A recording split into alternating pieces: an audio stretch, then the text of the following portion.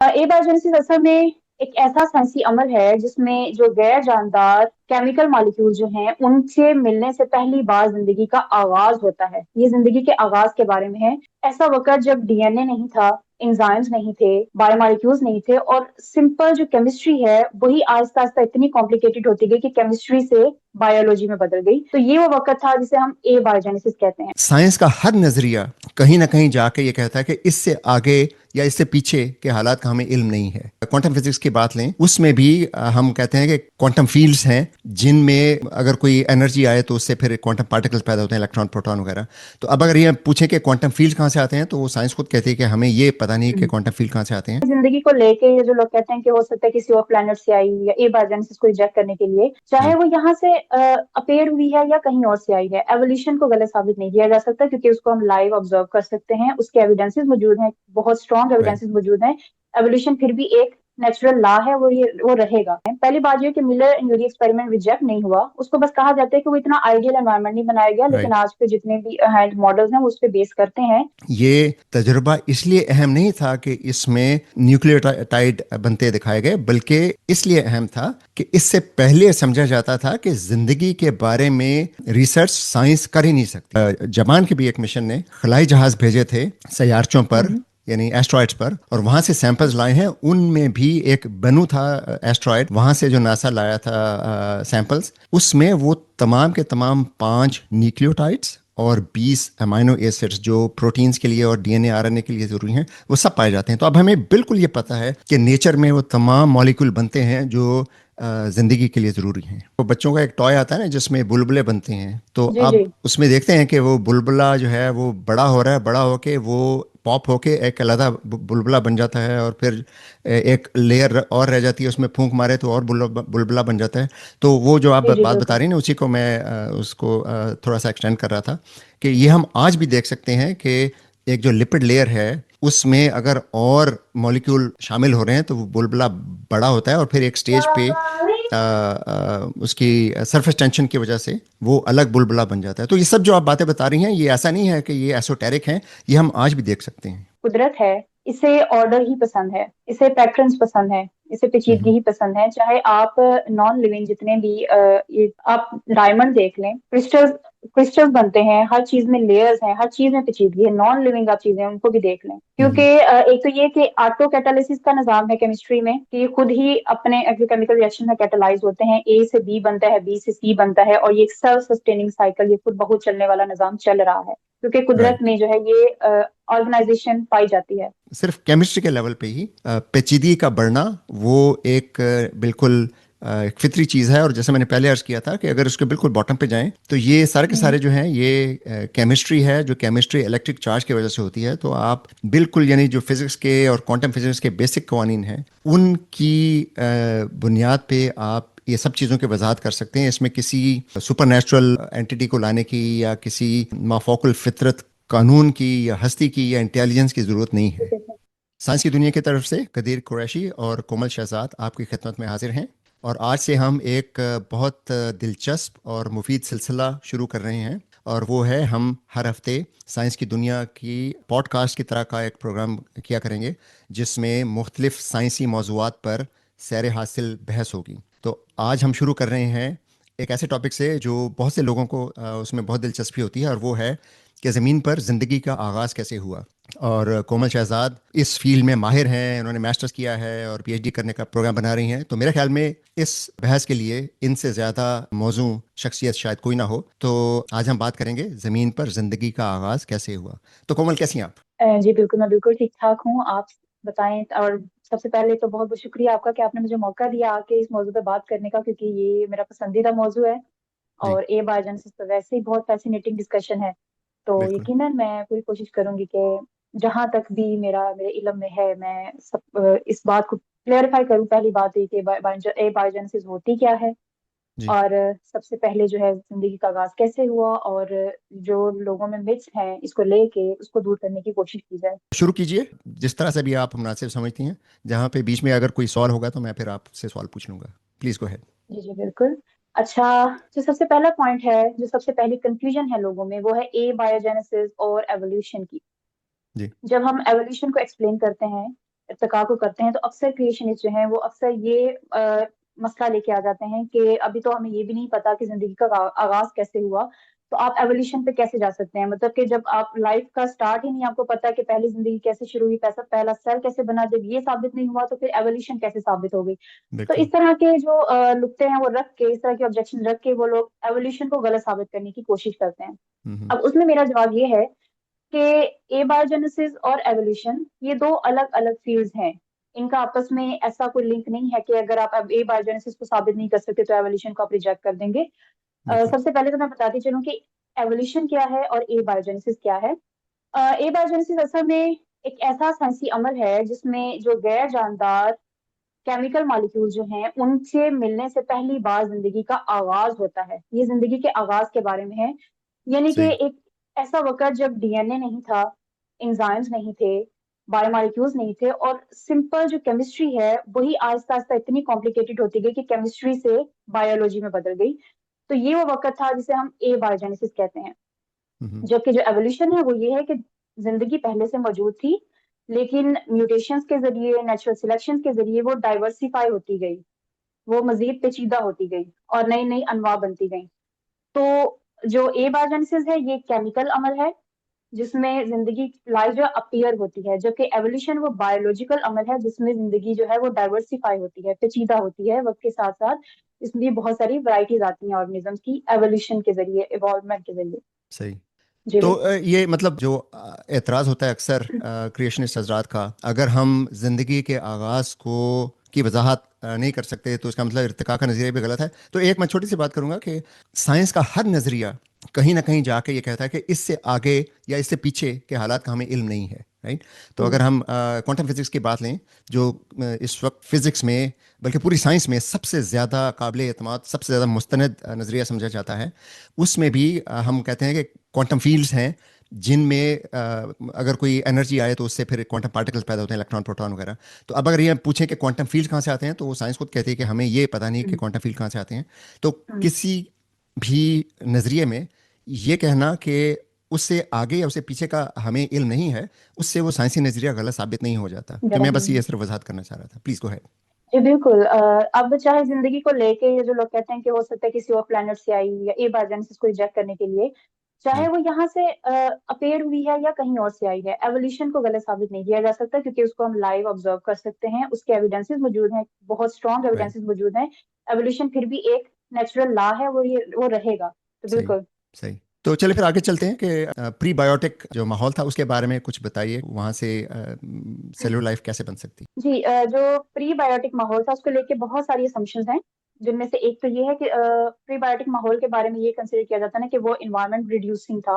जी। Reducing का मतलब है कि उसमें जो इलेक्ट्रॉन डोनर ज्यादा थे, प्रोटॉन या हाइड्रोजन जो है वो ज्यादा आयंस थे, और उसमें वो ऑक्सीडाइजिंग नहीं था। तो जो रिड्यूसिंग एनवायरनमेंट होता है वो ज्यादा सूटेबल होता है केमिकल रिएक्शंस के लिए। हम्म। और उसकी वजह ये है कि एक तो ये कि उस वक्त ऑक्सीजन नहीं थी, फ्री ऑक्सीजन जिसको हम कहते हैं। फ्री ऑक्सीजन तो तब आई ना जब जो ऑर्गेनिजम्स हैं उन्होंने फोटोसिंथेसिस की तो ऑर्गेनिज्म ऑक्सीजन प्रोड्यूस राइट। की। उस वक्त साइनोबैक्टीरिया, ऑक्सीजन नहीं थी। राइट। जी, जी वो जी। एनवायरनमेंट जो है वो जो है वो रिड्यूसिंग था। यानी कि आप एग्जांपल ले लें कि एक ऐसा किचन जिसमें बहुत सारे इंग्रेडिएंट्स होते हैं और बिल्कुल जो जो उसका माहौल होता है वो बहुत मौजूद होता है कि आप उससे जैसी मर्जी रेसिपीज बना सकते हैं। हम्म। क्योंकि उस वक्त बहुत सारी वोल्केनिक एक्टिविटीज होती थी जिनसे जो वह वो अमोनिया और जो है मीथेन जैसी गैसेस निकलती थी, थोड़ी बहुत कार्बन डाइऑक्साइड निकलती थी। और हम्म। इसके अलावा उस वक्त बहुत सारी यूवी रेज थी। उस हम ये जो बहुत सारे क्रिएशनिस्ट कहते हैं कि जो यूवी रेज हैं उस वक्त बहुत ज्यादा थी क्योंकि उस वक्त हमारी ओजोन लेयर नहीं थी। तो वो जो एनवायरनमेंट है वो हॉस्टाइल था लाइफ के लिए। हॉस्टाइल वो हम्म। आज के दिन में है, लेकिन हम्म। केमिकल रिएक्शन के लिए वो बहुत आइडियल माहौल था। अच्छा, क्योंकि वो सही। जी बिल्कुल। और इसके अलावा उस वक्त अगर ये बिजली की गरज चमक, वाटर वेपर्स और ये सारे के सारे एक बहुत अच्छा हम्म। केमिकल लेबोरेटरी वाला माहौल बना रहे थे जिसमें बहुत सारी पॉसिबिलिटीज थी केमिकल रिएक्शंस की, जिससे डिफरेंट केमिकल रिएक्शन से डिफरेंट किस्म के मॉलिक्यूल्स बन सकते थे। और उस हम्म। रिड्यूसिंग एनवायरनमेंट में जो जो मॉलिक्यूल्स हैं वो ज्यादा स्टेबल रहते हैं, टूटते नहीं हैं। तो सही। इस वजह से जो वो माहौल था अर्ली अर्थ का, वो बहुत सारी पॉसिबिलिटीज रखता था केमिकल रिएक्शंस की। और हम्म। इसके अलावा एक और जो असम्पशन की जाती है हाइड्रोथर्मल वेंट्स की, उसमें भी जो हाइड्रोथर्मल वेंट्स हैं वो अल्कलाइन होते हैं।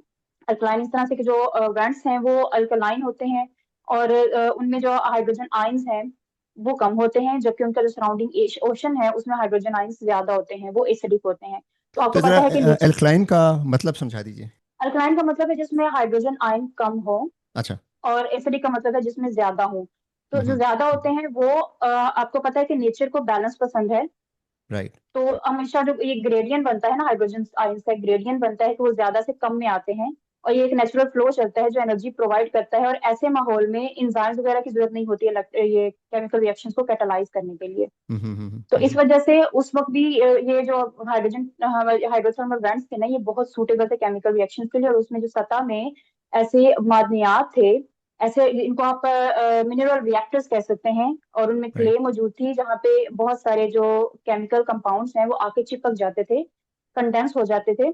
और वो जो माहौल था वो इतना मौजूद था कि वो जब कंडेंस होते थे, क्योंकि वो एक जगह आके चिपक जाते थे, तो इससे बहुत आसान था उनके लिए आपस में रिएक्शन करना और बॉन्ड्स राइट। बनाना, तो और ये जो इस तरह से जो हाइड्रोथर्मल है। वेंट्स हैं, ये आप अब पहले आप बात कर रही थी अल्ट्रावायलेट रेज की, जो कि जमीन की सतह पे, अब हम बात कर रहे हैं समुद्र की तय के नीचे, जी राइट? जी जी जी। सही। ये डिफरेंट असम्पशंस है ना, और इसमें ये सबसे जो दिलचस्प समझा जाता है ना प्रीबायोटिक एनवायरनमेंट में, वो ये समझा जाता है कि हाइड्रोथर्मल वेंट्स में ही सबसे सूटेबल थे इन रिएक्शंस के लिए, हम्म। क्योंकि ये एक बहुत पेचीदा केमिकल लेबोरेटरी थी और इसमें बहुत सारी पॉसिबिलिटीज थी केमिकल सही। रिएक्शंस।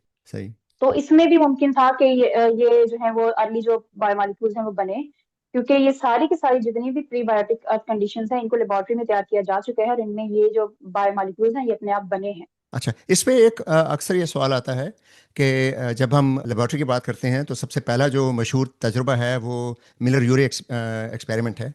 तो उसमें हमारे क्रिएशनिस्ट हजरात अक्सर ये एतराज़ करते हैं कि जी वो जो उसने तजुर्बा किया था ज़मीन पे, अब हमें पता है कि वो तो माहौल ही नहीं था, इसलिए वो सारा तजुर्बा गलत हो गया।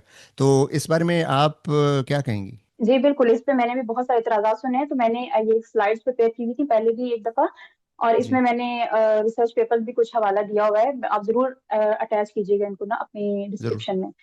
तो ज़रूर। ये हकीकत है कि जो अर्ली अर्थ का एनवायरनमेंट है वो जो मिलर यूरिया एक्सपेरिमेंट में बनाया गया था उसमें कहा वो अमोनिया भी ऐड की गई थी, और ये चलता ही है ये, और ये आर्ग्यूमेंट चलता है कि उस वक्त अमोनिया इतनी ज्यादा नहीं थी ये हम्म। बहुत कम कम मिकदार में थी, तो शायद वो जो इन्वायरमेंट था वो इतना आइडियल नहीं था। हम्म। लेकिन उसके बाद भी ऐसे एक्सपेरिमेंट किए जा चुके हैं। पहली बात ये कि मिलर यूरी एक्सपेरिमेंट रिजेक्ट नहीं हुआ, उसको बस कहा जाता है कि वो इतना आइडियल एनवायरनमेंट नहीं बनाया गया, लेकिन राइट। आज के जितने भी हैंड मॉडल्स हैं वो उस पर बेस करते हैं। लेकिन राइट। उसके बाद एक और एक्सपेरिमेंट हुआ था 1983 में, श्लेजिंगर और मिलर ने किया हम्म। था, और उसमें उसने अमोनिया को निकाल दिया था, हम्म। और उसमें उसकी जगह उसने नाइट्रोजन ऐड की थी। सही। उसमें भी जो है वो अमीनो एसिड जो है वो बने थे उस एनवायरनमेंट में भी, अमोनिया के बगैर भी। तो इस राइट। वजह से ये राइट। जो पॉइंट है ना कि अर्ली अर्थ की जो कंडीशन हो उनमें जो अमीनो एसिड बन सकते हैं, बायोमोलिक्यूल्स बन सकते हैं, ये अभी भी वैलिड है।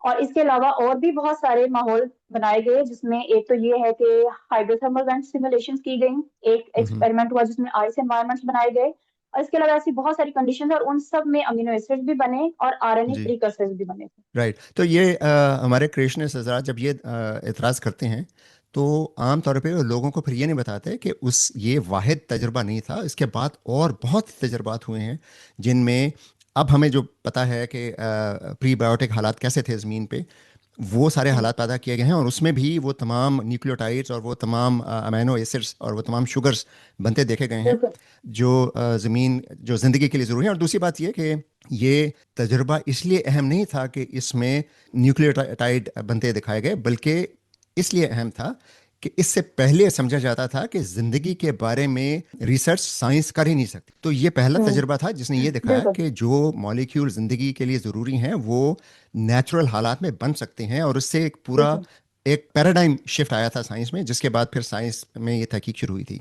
और एक और बात मैं जी बिल्कुल। अगर इजाज़त हो, कि अब हमें पता है कि जितने न्यूक्लियोटाइड्स डीएनए या आरएनए में इस्तेमाल होते हैं, जितने अमाइनो एसिड्स हमारे प्रोटीन्स में इस्तेमाल होते हैं, वो तमाम के तमाम अब हम शहाबियों पर और जो आसमान से जो गिरते हैं शहाबिये, उनमें हम्म, देख चुके हैं। और जो एक दो ऐसे मिशंस थे जहाँ पे नासा ने और यूरोप के एक उसने और जापान के भी एक मिशन ने खलाई जहाज़ भेजे थे सयाचों पर, हम्म, यानी एस्ट्रॉयड्स पर, और वहाँ से सैंपल्स लाए हैं। उनमें भी एक बनू था एस्ट्रॉयड, वहाँ से जो नासा लाया था सैंपल्स, उसमें वो तमाम के तमाम 5 न्यूक्लियोटाइड्स और 20 अमाइनो एसिड्स जो प्रोटीन्स के लिए और डीएनए आरएनए के लिए ज़रूरी हैं वो सब पाए जाते हैं। तो अब हमें बिल्कुल ये पता है कि नेचर में वो तमाम मॉलिक्यूल बनते हैं जो ज़िंदगी के लिए ज़रूरी हैं।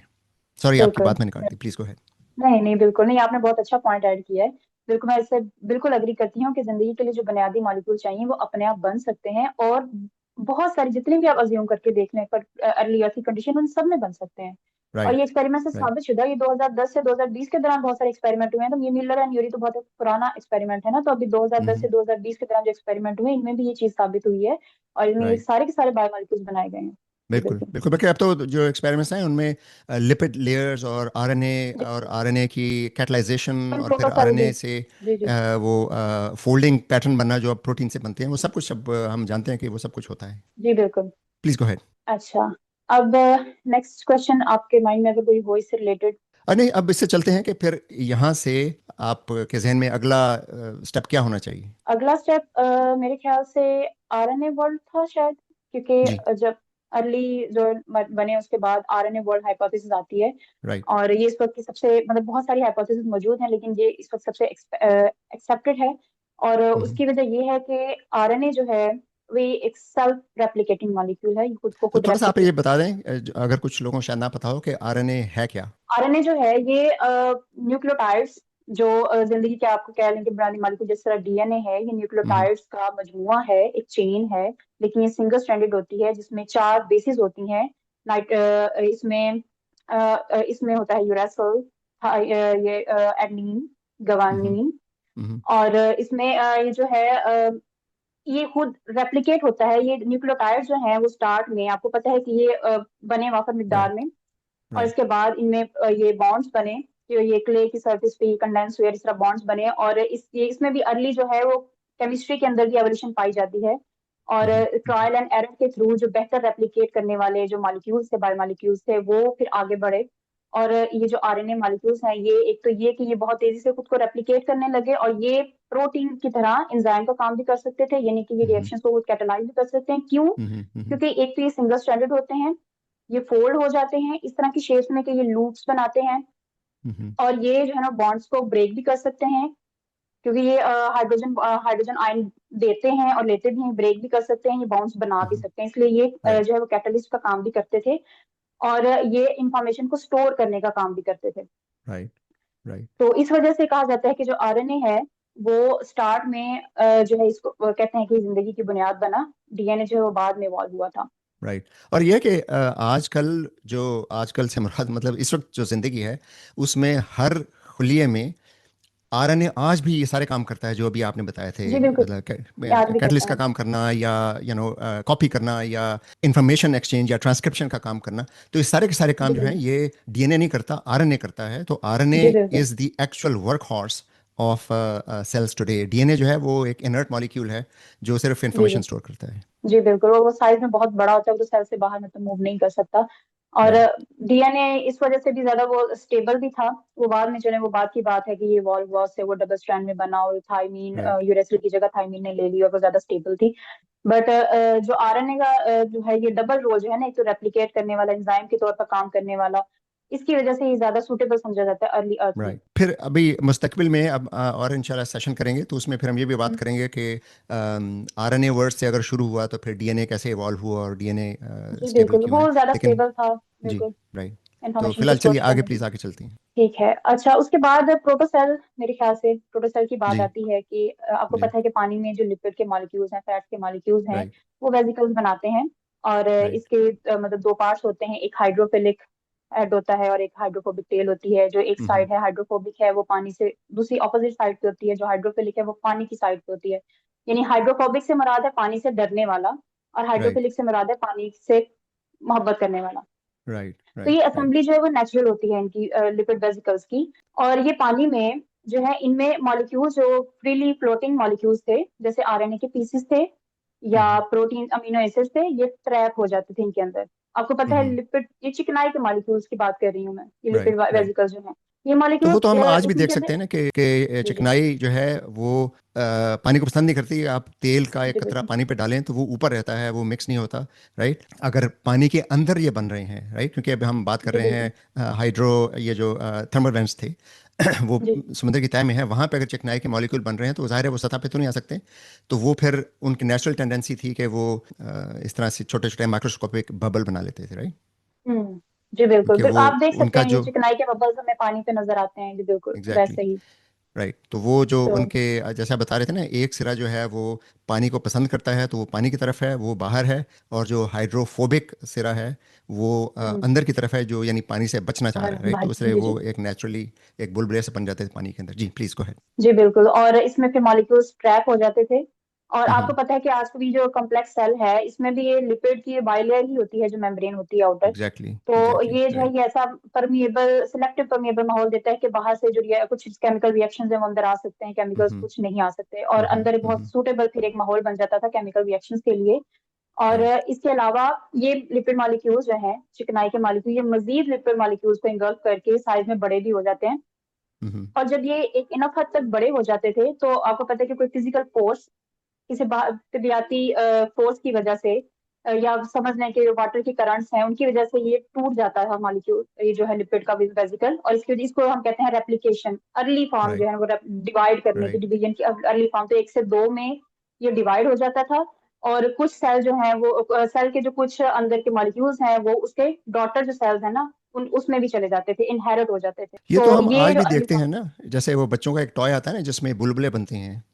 तो जी आप जी उसमें देखते हैं कि वो बुलबुला जो है वो बड़ा हो रहा है, बड़ा होके वो पॉप होके एक अलग बुलबुला बन जाता है, और फिर एक लेयर और रह जाती है, उसमें फूंक मारे तो और बुलबुला बन जाता है। तो वो जो आप जी जी बात बता बिल्कुल। रही हैं ना, उसी को मैं उसको थोड़ा सा एक्सटेंड कर रहा था कि ये हम आज भी देख सकते हैं कि एक जो लिपिड लेयर है उसमें अगर और मॉलिक्यूल शामिल हो रहे हैं तो वो बुलबुला बड़ा होता है, और फिर एक स्टेज पे उसकी सरफेस टेंशन की वजह से वो अलग बुलबुला बन जाता है। तो ये सब जो आप बातें बता रही हैं, ये ऐसा नहीं है कि ये एसोटेरिक हैं, ये हम आज भी देख सकते हैं।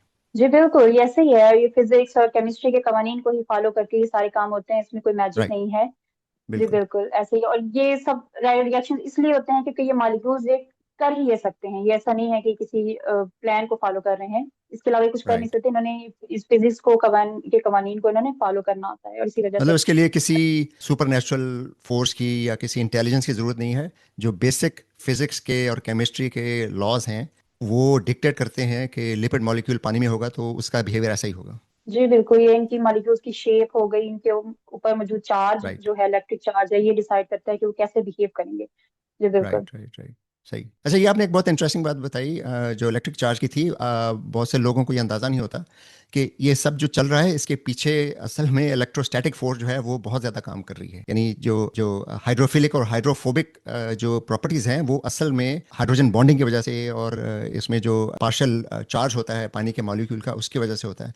तो ये सब चीज़ें जो हैं वो फिज़िक्स के बेसिक कानून जो हैं, जो सब मैट्रिक के बच्चों को पता होता है, वो अगर हम सोचें तो उनसे हम ये अब डिड्यूस कर सकते हैं सारा कुछ। Please go ahead. ये हमारा नेक्स्ट पॉइंट था मेरे ख्याल से, कि वो ये है कि जो अक्सर क्रिएशनिस्ट, मैंने ये सवाल करते देखा है कि जो जेनेटिक कोड है ये यूनिवर्सल क्यों है, सब में एक जैसा क्यों है। Right, right. जी अच्छा।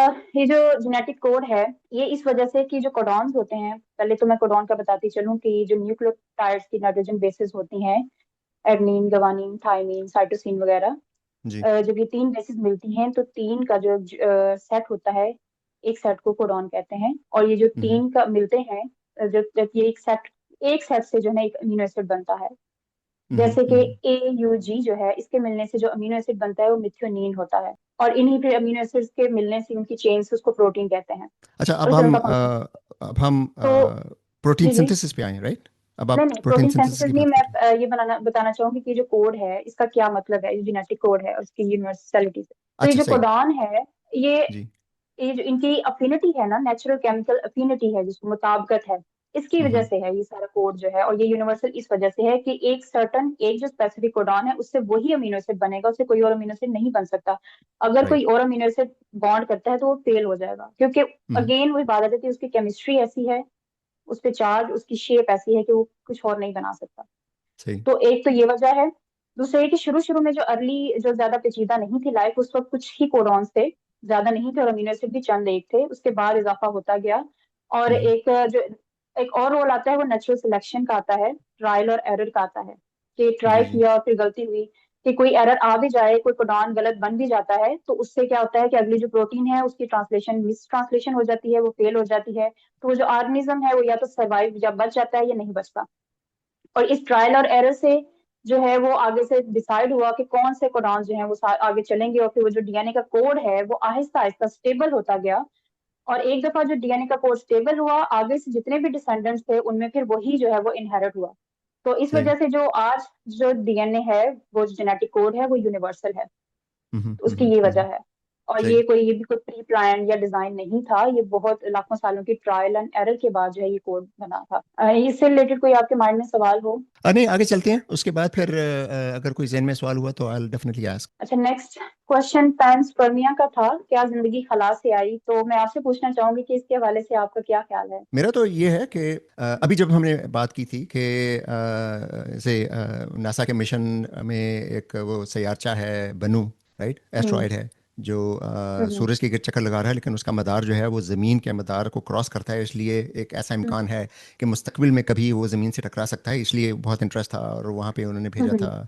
अ, तो वहाँ से जो सैंपल लेके आए हैं उसमें वो तमाम के तमाम न्यूक्लियोटाइड्स और तमाम के तमाम लिपिड्स और तमाम के तमाम अमाइनो एसिड्स जो हमारे यानी ज़िंदगी के, सिर्फ इंसान नहीं पूरी ज़िंदगी के लिए जो दरकार होते हैं वो सबके उसमें पाए जाते हैं, तो वो मतलब हर जगह है।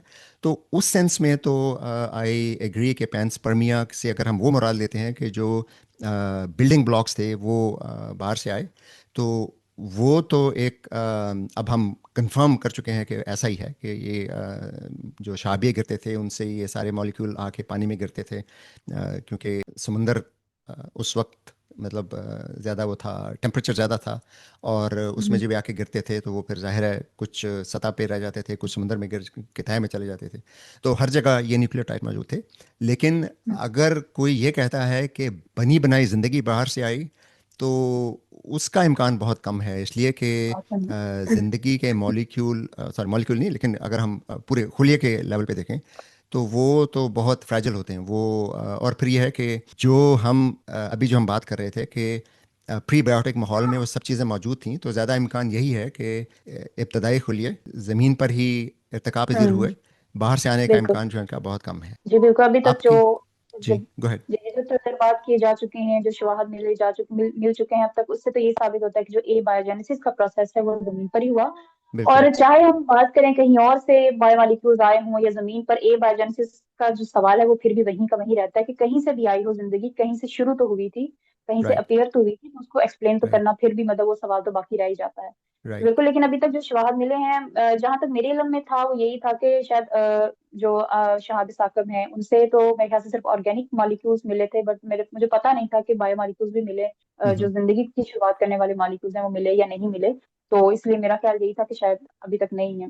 तो मुझे अपडेटेड इन्फॉर्मेशन अभी आपसे मिली है मुझे। सही। तो बिल्कुल। सही। तो ये है कि ये तो इम्कान है कि ज़मीन के अलावा कायनात में कहीं और ज़िंदगी इसी तरह से बनी हो प्री बायोटिक माहौल में, लेकिन इस बात का इम्कान मेरे ख्याल में बहुत ही कम है, वर्चुअली ज़ीरो है, कि ज़मीन पे इस वक्त जो ज़िंदगी मौजूद है, और वो हम ये भी देखते हैं कि वो ज़िंदगी आप प्रोकैरियोटिक से लेके यूकैरियोटिक और यूकैरियोटिक से मल्टी सेलुलैरिटी और मल्टी सेलुलैरिटी से आप कोई भी जिस्म ले लें, तो बेसिक जो बिल्डिंग ब्लॉक्स हैं और बेसिक जो जेनेटिक कोड जैसा आप कह रही थी यूनिवर्सल है, और उसके अलावा बाकी जो बायोकेमिस्ट्री है सारी की सारी यूनिवर्सल है। तो उससे तो यही लगता है कि ज़िंदगी यहीं पर इर्तिका पजीर हुई, और एक दफ़ा इर्तिका पजीर होने के बाद कंपटीशन इतना था कि उसके बाद दोबारा एन उसी किस्म की या उससे मिलती जुलती ज़िंदगी के इर्तिका पजीर होने का इम्कान जो है वो बहुत ही कम है। तो इसलिए मेरा तो ये ख्याल है कि ज़िंदगी जो कुछ हुआ है ज़मीन पर ही हुआ है। जी बिल्कुल, ये जमीन पर ही हुआ है। बिल्कुल, ये राइट। बायोजेनेसिस जो प्रोसेस है ये जमीन पर ही हुआ है। नेक्स्ट जो पॉइंट था, अगर आपके माइंड में कोई इस वक्त पॉइंट हो जो आप डिस्कस करना चाहते हो। अच्छा, नहीं, ये एक let's go to the next हाँ पॉइंट। जी जी, ये एक कॉम्प्लेक्सिटी के बारे में भी होता है कि ये इतनी जो पेचीदगी है ये अपने आप कैसे बन सकती है। तो इसके हवाले से जो मैं तो ये करना चाहूंगी कि जो कुदरत है इसे ऑर्डर ही पसंद है, इसे पैटर्न्स पसंद है, इसे पेचीदगी ही पसंद है। चाहे आप नॉन लिविंग जितने भी ये आप डायमंड देख लें, क्रिस्टल्स क्रिस्टल्स बनते हैं, हर चीज में लेयर्स हैं, हर चीज में पेचीदगी है, नॉन लिविंग आप चीजें हैं उनको भी देख लें। क्योंकि हम्म। एक तो ये कि ऑटो कैटालिसिस का निजाम है केमिस्ट्री में कि ये खुद ही अपने केमिकल रिएक्शन में कैटालाइज होते हैं, ए से बी बनता है, बी से सी बनता है, और ये एक सेल्फ सस्टेनिंग साइकिल, ये खुद बहुत चलने वाला निजाम चल रहा है क्योंकि कुदरत राइट। में जो है ये ऑर्गेनाइजेशन पाई जाती है। राइट। और दूसरा ये कि जो स्पॉन्टेनियस ऑर्डर है कि जो क्रिस्टल खुद ब खुद अरेंज हो जाते हैं, मॉलिक्यूल्स में लेयर स्ट्रक्चर्स बनते हैं, ऑर्गेनाइज पैटर्न्स बनते हैं, जैसे कि मैंने अभी डायमंड की मिसाल बनाई, तो जितनी भी आप फितरत में चीजें देख लें, चाहे आप गैर जानदार भी देख लें, तो ये ऑर्डर जो है ये पाया जाता है क्योंकि फितरत में ऑर्डर ही मौजूद है। और ये जो केमिकल रिएक्शंस हैं, जो केमिकल जो मॉलिक्यूल्स हैं, ये ज्यादातर ये सेल्फ रेप्लिकेटिंग ही होते हैं, ये खुद ब खुद रेप्लिकेट होते हैं। और ये कुदरत में ये जो निजाम चलता है, ए से बी, बी से सी बनने वाला, ये आहिस्ता आहिस्ता मजीद पेचीदा होता जाता है। और फिर ये खुद को कैटलाइज करने वाले जो नेटवर्क हैं, ये जो हैं, इन हम्म। सबको मिला लें अगर आप इनको आप इनके आपके में इंटरेक्शन करवाएं तो मजीद पेचीदा चीजें बनती हैं। और राइट। इसमें जो अगर आप मिलियंस साल मिलाएं तो इस ये बहुत हैं एक पेचीदा निजाम को बनाने के लिए। यानी अभी आप सिर्फ केमिस्ट्री के लेवल पे, फिजिकल केमिस्ट्री के लेवल पे जी जी, मैं पेचीदगी की बात केमिकल कर लेवल रहे पे हैं। भी कह रही हूँ कि मतलब कि राइट। कुदरत में एक गैर जानदार जानदार दोनों चीजों में ही एक ऑर्डर पाया जाता है, हम्म। पेचीदगी पाई जाती है। राइट। राइट। और वो जैसे मैं पहले कह रहा था कि ये जैसे आपने ऑर्डर का जिक्र किया, ये जो बड़े केमिकल मॉलिक्यूल बनते जाते हैं, यानी जिसको जी आप जी क्या वो टर्म होती है, मुझे अब नाम याद नहीं आ रहा, जो बड़े मॉलिक्यूल होते हैं, छोटे मॉलिक्यूल से मिलके जो जी जी, एक ही मैक्रो। मॉलिक्यूल की। जी। अच्छा अच्छा, आप मैक्रो मॉलिक्यूल्स की बात नहीं नहीं। हाँ जी, मैक्रोमोलिक्यूल्स। थैंक जी यू। जी तो वो इसका मतलब ये ज़िंदगी से कोई ताल्लुक नहीं है, ये सिर्फ केमिस्ट्री के लेवल पे ही पेचीदगी का बढ़ना, वो एक बिल्कुल एक फितरी चीज़ है। और जैसे मैंने पहले अर्ज़ किया था कि अगर उसके बिल्कुल बॉटम पे जाएं तो ये सारे के हम्म, सारे जो हैं ये केमिस्ट्री है, जो केमिस्ट्री इलेक्ट्रिक चार्ज की वजह से होती है। तो आप बिल्कुल यानी जो फिज़िक्स के और क्वांटम फिजिक्स के बेसिक कवानीन हैं, उनकी बुनियाद पे आप ये सब चीज़ों की वजाहत कर सकते हैं। इसमें किसी सुपर नेचुरल एंटिटी को लाने की या किसी माफोकुल फितरत कानून की या हस्ती की या इंटेलिजेंस की ज़रूरत नहीं है। जी बिल्कुल। अब बल्कि ये अब जहां तक हम लाइफ में भी बात कर लेना, अगर डीएनए से जो हम तक का सफर है, ये भी सारा इसी बेस पे होता है कि केमिस्ट्री और फिजिक्स को फॉलो करके जितने भी हमारे बायोमोलिक्यूल्स हैं वो अपना काम करते हैं, चाहे बिल्कुल। राइबोसोम है, चाहे बिल्कुल। आरएनए है, चाहे डीएनए है, ये इनकी शेप्स ही ऐसी हैं और इनके इलेक्ट्रिक चार्जेस ही ऐसे हैं कि ये ऐसे काम करते हैं। और ये ही राइट। निजाम जो है वो लाखों अरबों सालों से चलता आ रहा है। सही। सही।